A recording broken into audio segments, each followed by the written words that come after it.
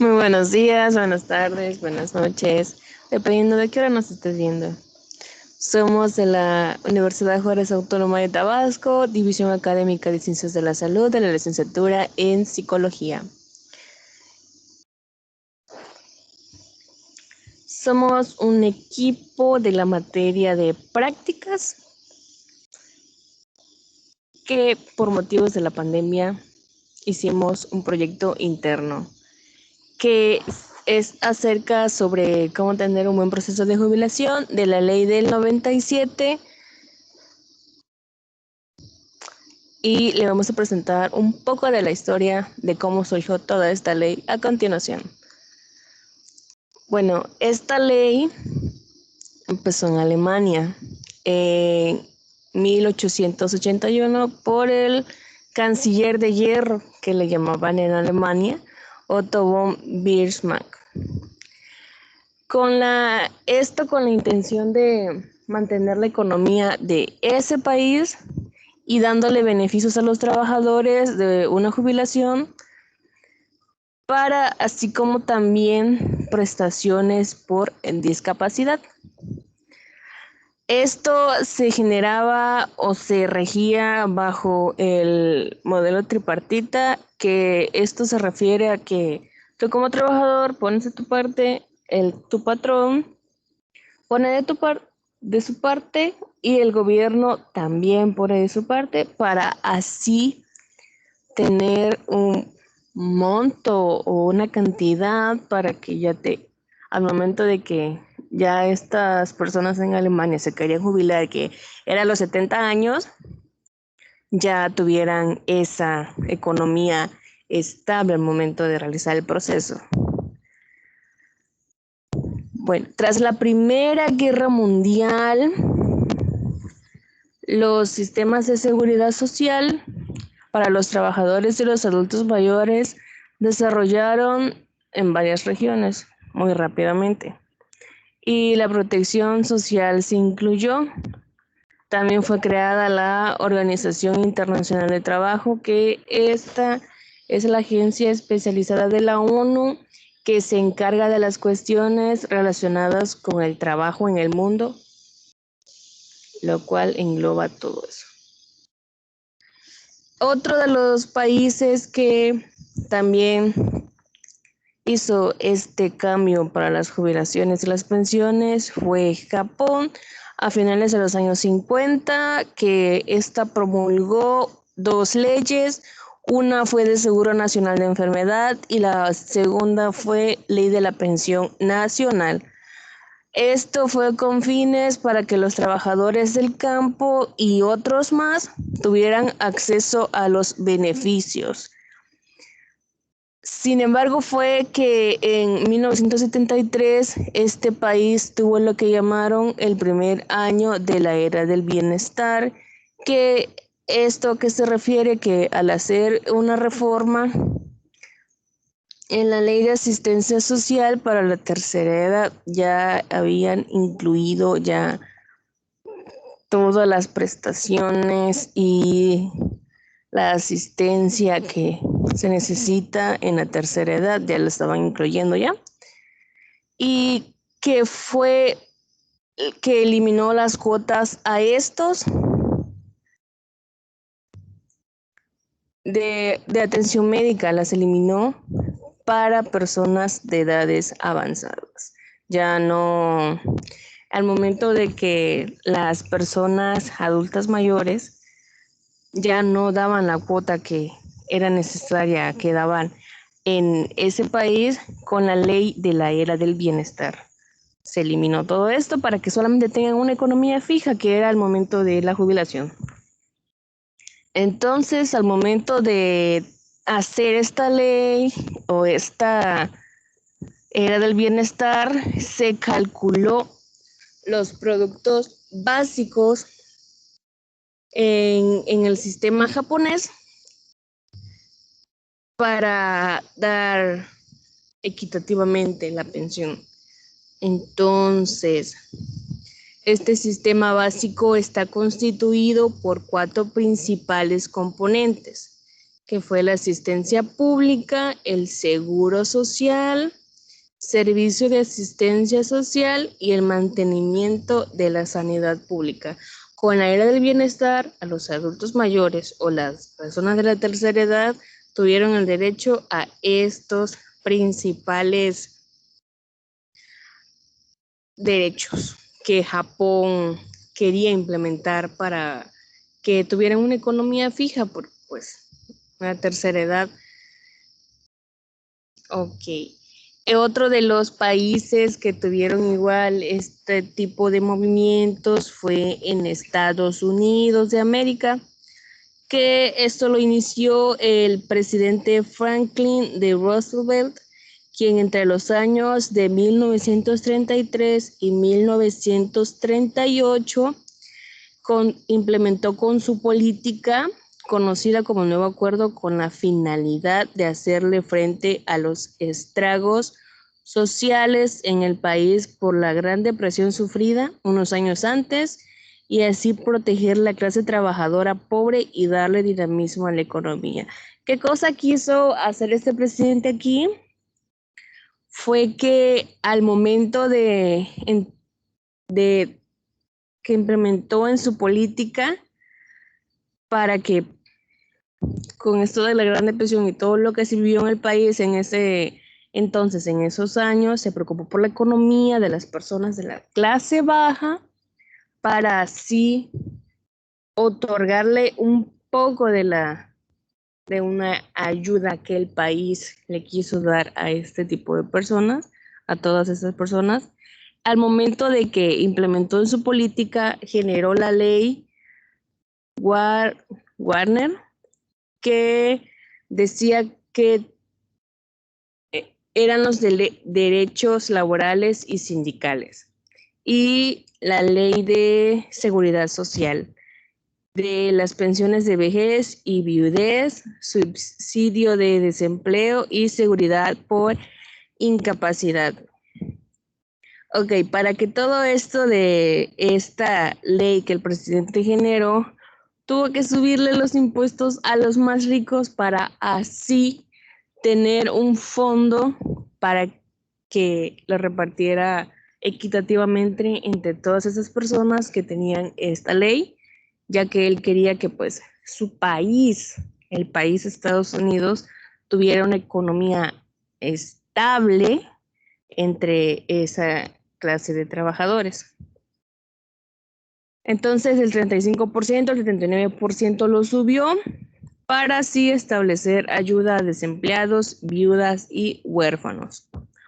Entonces pasamos a México, que es el país donde estamos, que aquí el presidente Lázaro Cárdenas en 1935 tuvo la gran idea de enviarle a los legisladores un proyecto de ley de seguro social. Este se encargaba de las prestaciones de servicio a un instituto de seguridad social con aportaciones y administraciones tripartitas. ¿Recuerdan las tripartitas? Trabajador, patrón, gobierno. Que incorporaran a todos los asalariados, tanto industriales como agrícolas. Aquí ya México estaba en su auge de la pensión, pero la pensión se vino a dar el 19 de enero de 1943, cuando por el decreto del presidente Ávila Camacho se hizo oficial la creación del Instituto Mexicano del Seguro Social, que es el de lo que estamos hablándoles. Entonces, al momento ya de crear todo esto, el IMSS se le otorgó a los trabajadores la atención gratuita por parte del gobierno a la población vulnerable y derechohabientes. Estaba en el auge ya de este tipo de asistencia social en México en ese año. Entonces, con el ISSSTE, en 1959, mediante una reforma de artículo constitucional 123, en el que se adiciona el apartado B, a favor de la clase trabajadora burócrata. Fue así que se creó la Ley del Instituto de Servicios Sociales de los Trabajadores del Estado, conocido como ISSSTE. Este ya era para las empresas privadas que igual necesitaban sus derechos, pues, para así poder igual tener el acceso a una pensión.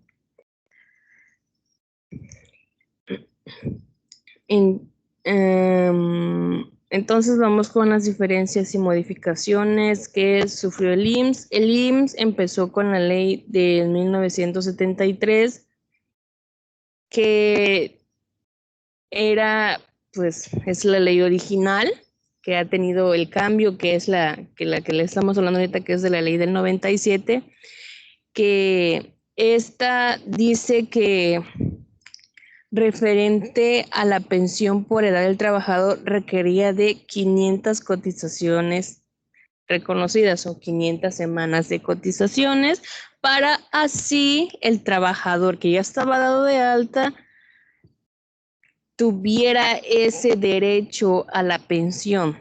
Tenía que completar las 500 semanas para tener un buen monto para así tener su buena jubilación. Entonces, la modificación que fue de la ley del 97, que aquí se implementó una mayor cantidad de semanas, que fueron 1,250, que en este año aparecieron también los fondos de retiro conocidas simplemente como FORES, las cuales se basan en el sistema de ahorro chileno. Entonces, esta modificación hizo que nosotros pues ya tengamos que pensionarnos y completar las 1,250 semanas cotizadas, más, sin embargo, ahorita el 1 de julio del 2020 hubo una modificación o una nueva reforma para disminuir de 1,250 semanas a 750 semanas para su cotización, pero sigue lo mismo, tienes que completar todas tus semanas para tener una buena pensión. Entonces, las diferencias y modificaciones en el ISSSTE. La ley original del ISSSTE empezó en 1983. Ahora ya solo queda una compilación llamada Artículo 10º transitorio de la posterior reforma de esta misma. Entonces, al momento de la reforma que fue en la ley del 2007, se creó un nuevo sistema conocido como régimen de cuentas individuales. Tenemos los bonos de pensión y la aparición de pensionista, que es lo que ya se les voy a explicar en los siguientes bloques. Entonces, para la reestructuración final de todo esto de la ley del 97, el Instituto Mexicano del Seguro Social, a través del Congreso, llevó a cabo una reestructuración del sistema de pensiones, implementando un cálculo basado en el salario promedio en los últimos 5 años y el número de semanas cotizadas en la que el trabajador hubiera realizado sus aportaciones. Al momento de jubilarte, todo ese proceso que es de la reestructuración final se tiene que hacer para así saber qué monto o qué pensión y por qué pensión te vas a jubilar, porque existen diferentes pensiones que igual también se la vamos a explicar en los siguientes bloques. Entonces pasamos a cómo se llama esta ley y todo lo que tienes que saber.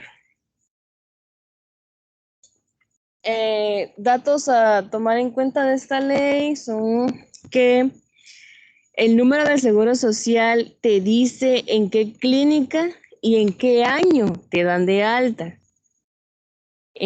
Al momento de ir a afiliarte, te dan la hojita rosa que le decían. Ahí te aparece tu número de seguro social y en qué año te dan de alta. Ya tú mismo puedes calcular tus semanas cotizadas o también puedes ahí buscarlo. Si no sabes en qué régimen estás y cuántas semanas tienes, igual lo puedes buscar en la página de el IMSS, que es www.ims.gov.mx, diagonal derecho, H mayúscula, diagonal semanas cotizadas. Lo vamos a dejar abajo en la cajita de descripción ese link para que si eres trabajador y no sabes cuántas semanas cotizadas vas a tener o si en un futuro vas a ser trabajador, lo puedes publicar, lo puedes consultar ahí. Entonces, también otro dato es el año en que naciste. Si se nace después de 1981, es muy difícil que seas hasta o perteneciente a la ley del 73, porque no tienes para la edad de capacitar para esta ley. Entonces, si hacemos el cálculo, nosotros mismos, lo que les estamos dando esta pequeña sesión informativa, no vamos a alcanzar la ley del 73. Estamos seguros que vamos a estar en el régimen del 97. Entonces, otro punto es que es muy posible que pertenezcas a la ley del 97. Pertenecemos a la ley del 97. Si aún no has cotizado para el Seguro Social y pues, ya te van a dar, y si empiezas de, por ejemplo, mañana, ¿no? Si empiezas mañana de ley, vas a pertenecer a la ley del 97. Y otro dato a tomar en cuenta que se pertenece a la ley del 73, de 73 hacia abajo, por si ya estás laborando en el IMSS o si ya estás dado de alta en alguna cooperativa o tu patrón ya te dio de alta y si empezaste a cotizar antes y ya tienes varios años cotizando porque son 24 años todas las semanas que pide esta ley, entonces perteneces a la ley del 73. Y si empezaste del 1 al 30 de junio de 1997, probablemente ya de aquí hacia arriba ya no perteneces a la del 73. Por eso, al momento de consultar tus semanas cotizadas y en qué año te dieron de alta, que es regresamos al punto 1, tienes que tener muy claro el punto 1 para saber con qué ley te vas a pensionar. Entonces, la ley del 97 dice que pues nació el 1 de julio de 1997 con la ley de afores o leyes de cuentas individuales. Esta dice que nos vamos a pensionar con el monto o saldo en mi cuenta individual. Entonces, aquí le vamos a recalcar algo muy importante. Para que tú tengas una pensión digna, tu cuenta individual tiene que estar en movimiento, porque si no, al momento de calcular toda tu pensión y todo es, si solamente te pensionas por las semanas cotizadas, raro sería que tengas una pensión digna. Por eso tu saldo individual tiene que estar en movimiento y es ahí donde entran las afores y todo lo que igual explicaremos en los siguientes bloques. Entonces, la ley del 97 tuvo la reforma, que es la que ya les mencioné, el 22 de julio del 2020, que fue que disminuyeron de 1.250 semanas, a 150 semanas cotizadas. Entonces, no basta con las semanas cotizadas, debes de complementar con tus cuentas individuales para tener una pensión digna, que es lo que les acabo de comentar. Recuerden muy bien esta parte, porque si no, compañeros, gente que nos está viendo, no tendremos una pensión digna, ni siquiera nos alcanzará para todo lo que está sucediendo en la actualidad. Entonces, aquí, pues es a los 60 años, que es la edad para pensionarte. Ok, al momento de darte de alta al IMSS, ese es el primer momento en el que prestas servicio a la institución. Desde que tu patrón te da de alta, recuerdas, tienes que estar pendiente de que tu patrón o institución donde estés o donde vayas a empezar a prestar tus servicios te dé de alta. Muy importante porque a veces suceden muchos problemas de que te hacen falta semanas cotizadas, que es lo que te explicaré en unos momentitos, y ese es un gran problema que mencionaban que es un 50% de la población que tiene este problema.